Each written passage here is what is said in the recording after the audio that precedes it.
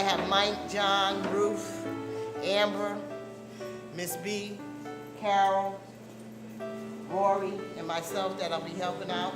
Guys, I got some stuff over here. I got plenty of this pumpkin stuff. You can take 2 of them.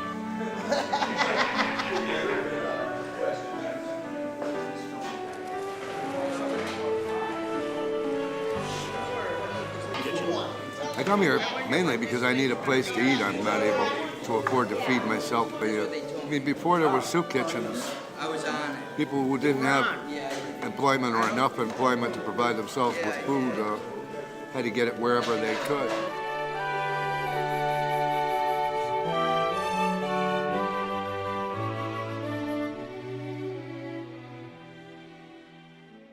Well, a typical day at the soup kitchen starts for me about 6:30 in the morning. I usually stop on my way in at our warehouse and pick up food that we need for the day. I usually get here between 7 and 7:30. One of our other volunteers, Wilbur, arrives between 7 and 7:30, and between him and Mike and myself, we get the basic meal set up and running. We open up the cans of vegetables, we get the water on the stove boiling, we've got the dishwasher operating, we get the basics things set up. And then as the other volunteers arrive around 8:30, Diane Grant, our dining room supervisor, arrives at the same time.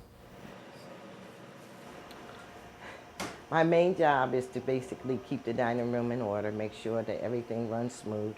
I'm in charge of 3 different groups, which is community service people. I started working at the soup kitchen August 11th, and it will be 11 years come this August. I find it very rewarding. Sometimes it's very difficult because we feed about anywhere from 125 to 200 people in a 2-hour span. Our cook arrives about 9 o'clock, and by that time, if we're having stew or something, they'll have the meat cut up and the vegetables cut up so she can actually prepare the meal itself. But in the course of the day, most of the work is done between 11 and 1:30 because we serve lunch from 11:30 to 1:30. And volunteers get the takeout packages ready about 10:30, 11.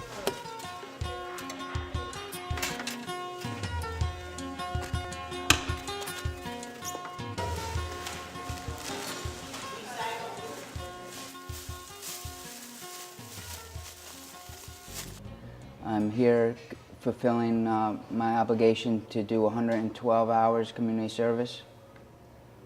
Really, I've been doing whatever they ask me to do. Consists of serving people, basically anything they need me to do. The people who come to the soup kitchen are homeless people, they're people who are mentally ill, they're people who have chronic substance abuse problems. I mean, currently we have nurses from the Hill Health Center come in, we have people come in from Connecticut Mental Health. My job at the soup kitchen is to provide basic medical care. On top of that, I kind of wear 2 hats. One is through the Hill Health Center where we do the basic medical care, and the other is through outreach and engagement through Connecticut Mental Health, where I'm always trying to engage people that we know are sleeping outside or that we know are homeless. So I try to pursue them and try to at least start a relationship in some way. I think the main job really is to assess the client and try to help themselves in trying to take care of their medical issues.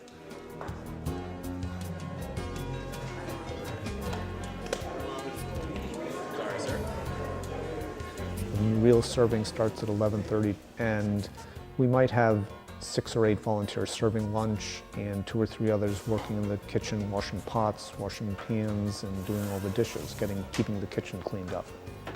Later in the day, I might go out back to our warehouse to pick up whatever other things we need. On Mondays and Thursdays, we go out to the food bank, and our appointment there is at 1:30 in the afternoon, or 1 o'clock in the afternoon. So we'll do our shopping, get the food back here, organize it, put things in the refrigerator that need to be refrigerated, and things that are going to go out to our warehouse just stay in the van. By the end of the day, that is at 1:30, the dining room is clean, the food is put away, the kitchen's cleaned up.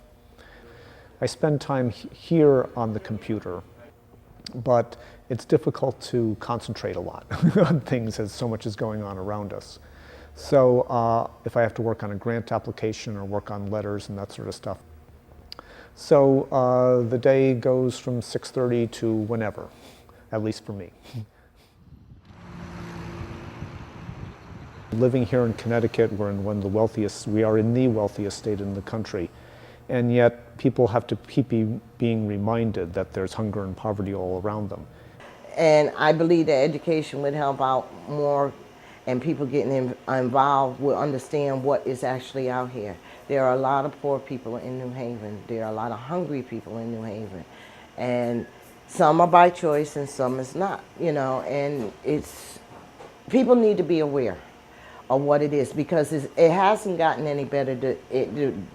The amount of people has picked up tremendously, you know.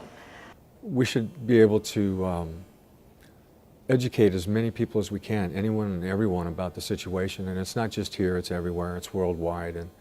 And if the more people that know, the more people may care and the more people may get involved. And then education is crucial because we have to understand the economic forces and the mental health issues that put people under such stress.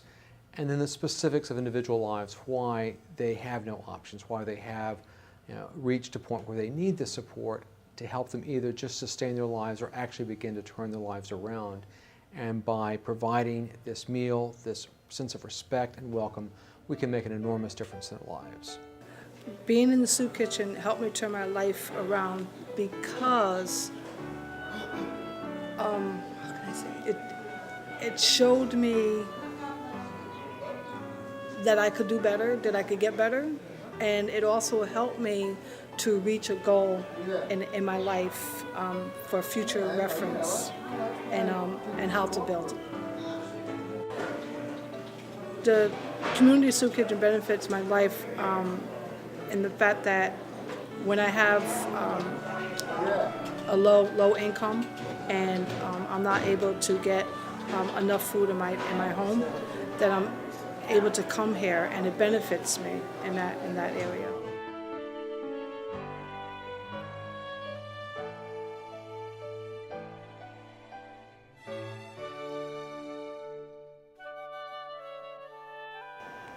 Private donations are very important to the soup kitchen because most of our money goes on paper goods, food, and the up-to-date supplies that we need, the perishable goods and stuff. And the donations really help out. I think if more people were aware of this, what really goes on here, and they could see it, I'm sure there'll be more coming in. Do I think more donations would be beneficial to the soup kitchen? Absolutely. They would use it they've always used it very appropriately. Anything that they ever get, they work hard to get. It's awful hard these days to kind of squeeze that money out of people, and they do a real good job at it. I think that obviously the more money that they had, the better off they could be. The soup kitchen has to be able to provide the supplies, it has to pay its staff, just in the same way that the parish has a building to maintain and utilities to pay. And so people's contributions are essential to this work going on. One of the great gifts of an institution like the Community Soup Kitchen is that it clarifies and reminds us, those of us who have so many resources, that we have much for which to be grateful and that we can accomplish much good if we learn to give of ourselves and of our money to accomplish things that do make the world a better place.